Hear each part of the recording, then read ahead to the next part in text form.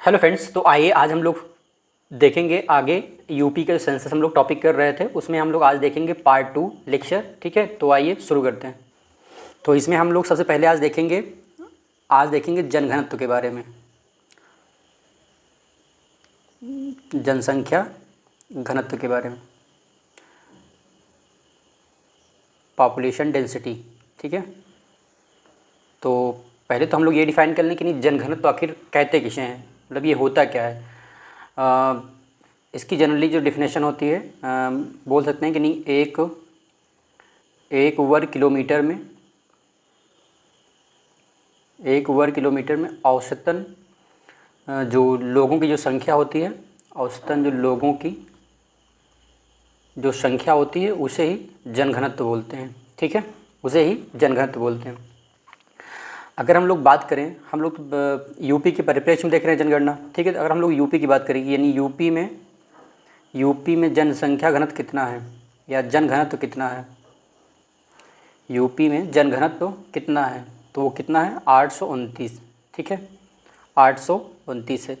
अगर हम लोग ज़िले वाइज देखें कि अधिकतम जनसंख्या घनत्व किस ज़िले में है, तो हम लोग ज़िले वाइज देख लेते हैं। अधिकतम जनघनत्व वाले ज़िले, तो सबसे ज़्यादा घनत्व अगर हम बात करें, जो यूपी में जो 75 ज़िले हैं, सबसे ज़्यादा जनघनत्व है गाज़ियाबाद की। गाज़ियाबाद जिसका लगभग 3971 है। फिर उसके बाद है वाराणसी, ठीक, तो 2395। फिर उसके बाद आता है लखनऊ। ठीक है, लखनऊ का 1816 है। तो ये जो ये अरेंजमेंट है, ये किस क्रम में है, घटते हुए क्रम में। ठीक है, घटते क्रम में। ठीक, तो इसे अपने को यानी याद रखना है। ठीक है, क्योंकि अक्सर 829 तो सभी को याद ही होता है। ठीक है, कि यूपी का जनगणना कितना है 829, लेकिन जो डिस्ट्रिक्ट वाइज जब पूछता है तो प्रॉब्लम यहाँ होती है। ठीक है, और अक्सर क्वेश्चन ऐसे ही बनते हैं कि यानी डिस्ट्रिक्ट अगर यूपी के सेंसस से पूछेगा तो डिस्ट्रिक्ट वाइज से ही हो सकता हो पूछे। ठीक है, फिर हम लोग यही बात कर लेते हैं न्यूनतम जनघनत्व वाले ज़िले। यहाँ पर हम लोग देखेंगे बढ़ते क्रम में।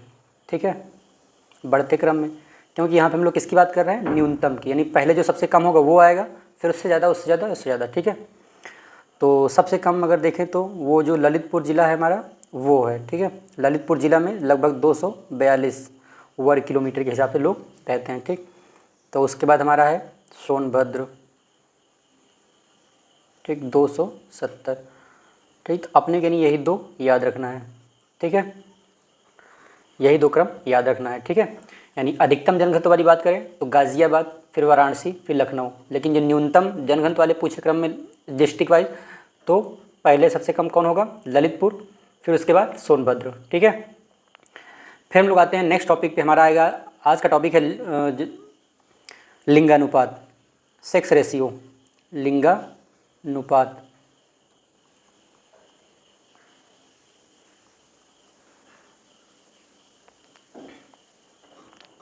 अगर हम लोग बात करें कि लिंगानुपात यानी कि होता क्या है, यानी जैसे होता नहीं कि लिंगानुपात तो प्रति 1000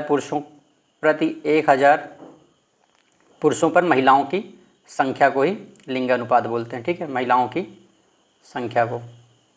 ठीक, तो अगर हम लोग बात करें यूपी में लिंगानुपात कितना है, यूपी में लिंगानुपात कितना है, तो यूपी में लिंगानुपात कितना है, 1000 पुरुषों में से 912 महिलाएं हैं। ठीक है, 1000 अगर पुरुष हैं तो 912 महिलाएं हैं। ठीक, अगर हम लोग वहीं बात करें कि यूपी में बाल लिंगानुपात कितना है, यूपी में बाल लिंगानुपात, तो वो कितना है 902। ठीक है, 902। ठीक, ये इम्पॉर्टेंट पॉइंट है सारे। ठीक है, अगर हम लोग बात करें डिस्ट्रिक्ट वाइज कि कौन से डिस्ट्रिक्ट में अधिकतम लिंगानुपात है या कम लिंगानुपात है, तो हम लोग पहले अधिकतम देख लेते हैं। अधिकतम लिंगानुपात वाले ज़िले। ठीक है, तो सबसे अधिक लिंगानुपात है जौनपुर में, फिर उसके बाद है आज़मगढ़, आज़मगढ़। ठीक है, ये घटता हुआ क्रम लिखा है। ठीक है, घटते क्रम में है। वहीं अगर हम लोग बात कर लेते हैं न्यूनतम लिंगानुपात वाले ज़िले, तो वो है गौतम बुद्ध नगर। ठीक है, तो गौतम बुद्ध नगर जो है सबसे कम लिंगानुपात गौतम बुद्ध नगर की है। ठीक, फिर वही हम लोग आगे अगर देखें, आगे हम लोग बात करते हैं साक्षरता दर की। ठीक है, आगे हम लोग बात करते हैं साक्षरता दर की। साक्षरता दर, लिटरेसी रेट, लिटरेसी रेट। ठीक है,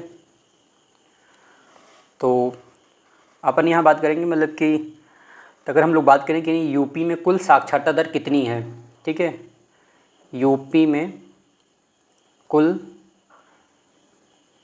साक्षरता दर तो वो कितनी है, 67.7%। ठीक है, वहीं अगर हम लोग बात करते हैं यानी कि पुरुष साक्षरता दर कितनी है,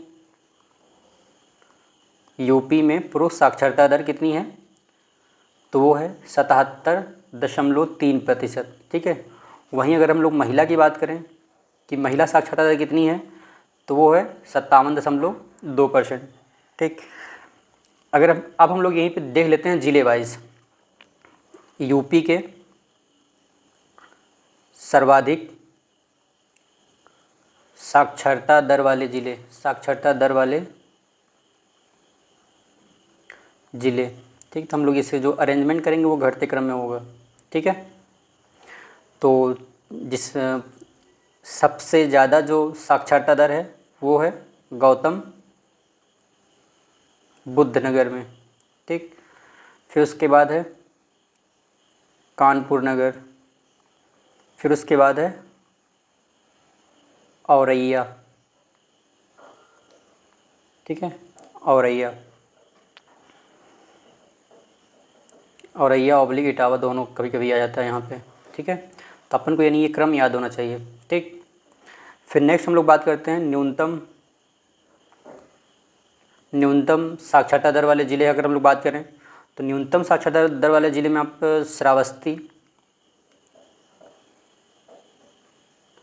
श्रावस्ती के बाद बहराइच के बाद बलरामपुर।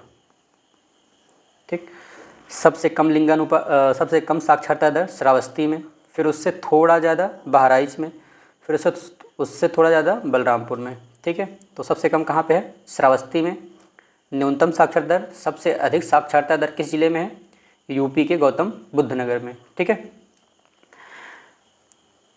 तो और यहाँ पे यानी यूपी में कुल साक्षरता कितनी है, 67.7%। पुरुष साक्षरता कितनी है, 77.3%। महिला साक्षरता कितनी है, 57.2%।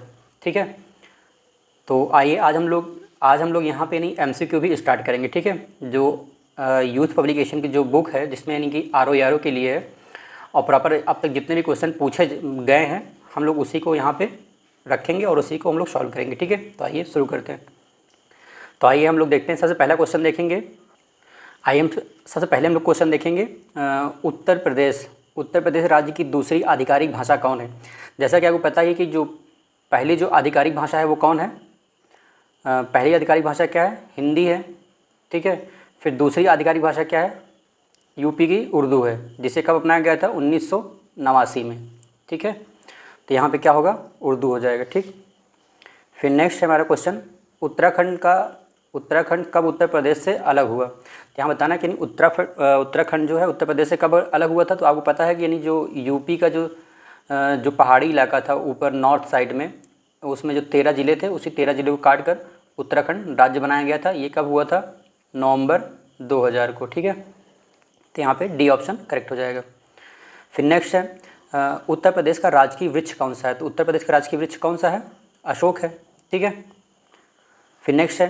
फिर यहाँ पे दिया है उत्तर प्रदेश राज्य का राजकीय वृक्ष है, यानी कि यहाँ पे क्या होगा, अशोक। ठीक है, फिर नेक्स्ट है ब्रिटिश शासन के दौरान उत्तर प्रदेश का नाम क्या था। ब्रिटिश शासन के दौरान उत्तर प्रदेश का नाम क्या था।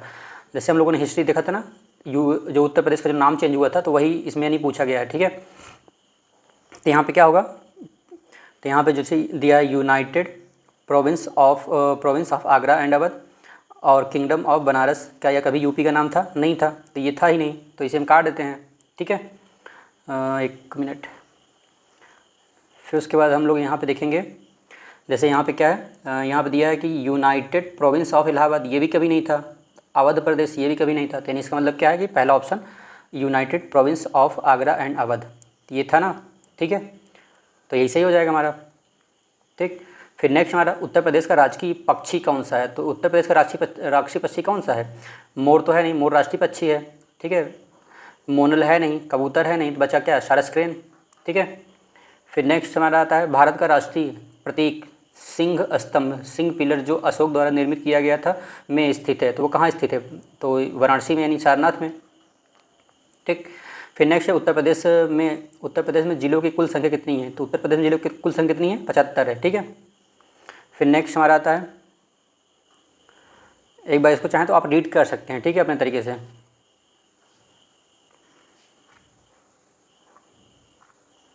तो यहाँ पे नहीं पूछ रहा है, नहीं कि क्वेश्चन यहाँ पे है हमारा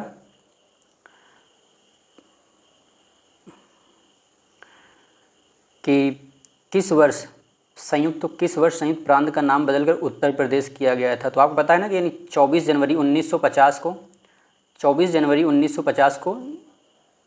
संयुक्त प्रांत से उत्तर प्रदेश नाम परिवर्तित किया गया था, ठीक है। तो इसे आप याद रखिएगा, क्योंकि 24 जनवरी को उत्तर प्रदेश दिवस भी मनाया जाता है, ठीक है। फिर नेक्स्ट हमारा उत्तर प्रदेश दिवस का आयोजन कब होता है? तो उत्तर प्रदेश दिवस का आयोजन कब होता है? 24 जनवरी को, ठीक है। फिर उत्तर प्रदेश का राजकीय पशु कौन है? तो भैंस है नहीं, शेर है नहीं, घोड़ा है नहीं, तो क्या होगा? बारहसिंगा, ठीक है। फिर निम्नलिखित में से उत्तर प्रदेश का राजकीय पुष्प कौन सा है? राजकीय पुष्प क्या है? सोन चंपा है नहीं, कमल है नहीं, गुलमोहर है नहीं, तो है क्या? पलाश। फिर निम्नलिखित में से कौन सा एक उत्तर प्रदेश के तथ्यों के बारे में बेमेल है? यहाँ बताना कि नहीं कौन सा बेमेल है। क्या राजकीय वृक्ष अशोक है। राष्ट्रीय पक्षी सारस क्रेन है। फिर उसके बाद राज्य पुष्प पलाश है। और राज्य पशु नील गाय ये नहीं है, बारहसिंगा है, ठीक है। तो यही बेमेल है, ठीक है, डी ऑप्शन। फिर उसके उत्तर प्रदेश राज्य के प्रतीक चिन्ह में क्या नहीं है? उत्तर प्रदेश का जो हम लोग बताए नहीं थे जब क्लास कर रहे थे, तो वहाँ बताए थे ना कि नहीं कि जो यहाँ पे गंगा यमुना आगे मिलती हैं, फिर यहाँ पे तीर है, फिर धनुष, फिर इस तरीके से जो यहाँ पे चीज़ें हैं, मछली है, ठीक। तो यहाँ पे पूछ रहा है नहीं कि क्या नहीं है? तीर है, मछली है, धनुष है, मोर नहीं है, ठीक है।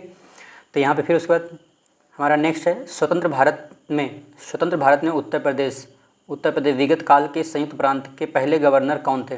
यहाँ पूछ रहा है नहीं कि जब उत्तर प्रदेश नाम नहीं बना था, जब उसके पहले जो संयुक्त प्रांत था उस समय गवर्नर थे, उस समय यानी गवर्नर कौन थे पूछ रहा है। तो उसमें जो गवर्नर से पहले गवर्नर कौन बने? सरोजनी नायडू जी ही थे, ठीक है। फिर नेक्स्ट है गोविंद वल्लभ पंत के बारे में निम्नलिखित में से कौन सा कथन सत्य है? आगरा घराने से जाने जाने वाले गायक थे, उत्तर प्रदेश के प्रथम राज्यपाल थे, ये गलत है, ठीक। उत्तर प्रदेश के प्रथम मुख्यमंत्री थे, यही सही है, ठीक है। तो यहाँ पर C option is correct option हो जाएगा, ठीक है। आज हम लोग सिर्फ इतना ही देखेंगे, आज के लिए इतना ही, थैंक यू।